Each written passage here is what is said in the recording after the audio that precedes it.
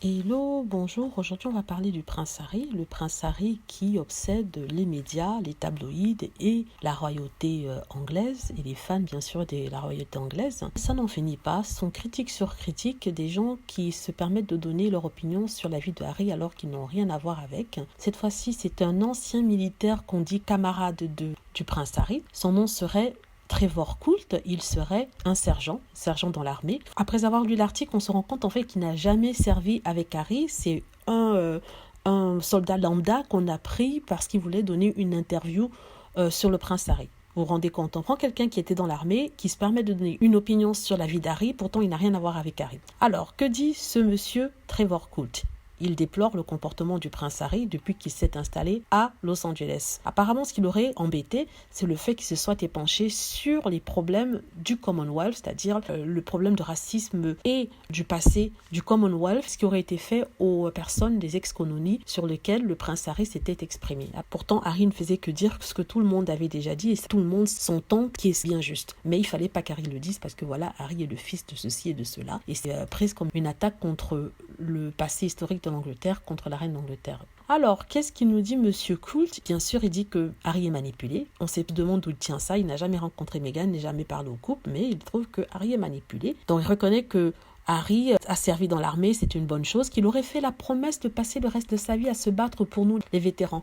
À qui a-t-il fait cette promesse ? Il a seulement dit qu'il allait s'engager pour améliorer le sort des vétérans, mais il n'a jamais dit qu'il allait sacrifier sa vie aux vétérans. Je suis vraiment désolée, les vétérans ce sont des personnes qu'il faut respecter, ce sont des gens qui ont sacrifié leur vie pour le peuple. En s'engageant dans l'armée, ils ont pris cette décision de se battre pour leur pays. Très bien, on comprend qu'ils puissent après avoir des difficultés au niveau physique et aussi au niveau des difficultés pour reprendre leur vie. C'est pour cela d'ailleurs que le prince Harry se bat pour pouvoir améliorer leur réhabilitation dans la société. C'est pour ça qu'il avait créé les Invictus Games. De là à dire qu'il doit sacrifier sa propre vie pour ses camarades de guerre, là je dis non. Le sacrifice a quand même une certaine limite. On ne va pas demander à quelqu'un de s'oublier complètement pour que les autres soient heureux. Après ça s'appelle vraiment d'égoïsme de leur part. Alors et monsieur traite le prince Harry de idiot complet et qui, pour soi-disant, selon eux, au premier signe de difficulté, il nous a tourné le dos à tous. Je ne comprends pas. Quel signe de difficulté ? Le prince Harry avait demandé à faire son devoir et en même temps avoir une vie privée, à pouvoir travailler comme on le lui reprochait. Ils lui ont dit non, qu'il ne pouvait pas faire les deux. Il était soit dedans, soit dehors. Il a choisi dehors. Maintenant, on l'accuse d'avoir tourné le dos à l'Angleterre alors que ce n'est pas le cas. Et de continuer. Il s'est perdu depuis qu'il a quitté avec Meghan Markle et que Meghan Markle l'a emmené à Hollywood.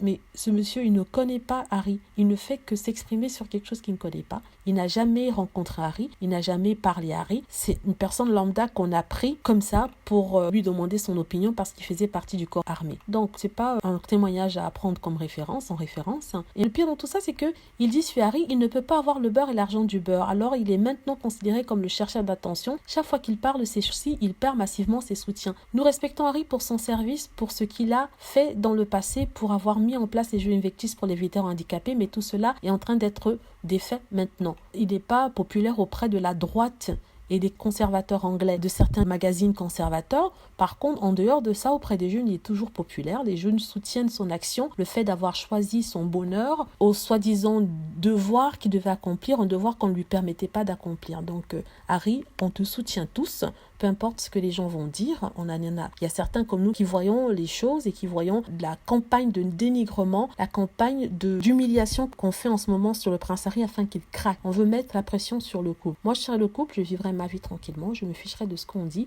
Après quelques temps, peut-être ça s'arrêtera. En tout cas, on l'espère.